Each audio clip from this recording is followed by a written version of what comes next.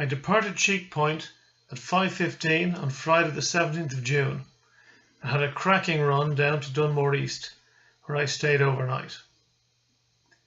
The main voyage started at 6:30 the following morning, and day one ran through Saltee Sound, around Carnsore Point and up to Cortown, where I tied up at 9:40 in the evening. I stayed over Sunday in Cortown due to bad weather and was joined by Marie and Simon for Father's Day. The journey to Greystones started at 6 a.m. and I arrived around 3 p.m. in the afternoon. I used the engine for 3 hours when the wind was a bit slack. I now stepped beyond my previous sailing limits, heading north past Bray and Killiney, through Dalkey Sound and across Dublin Bay. Unfortunately, I have no video of Dalkey Sound. The gremlins struck.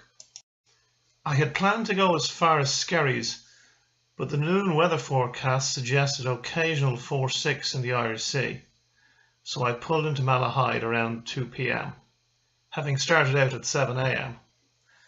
A most enjoyable day.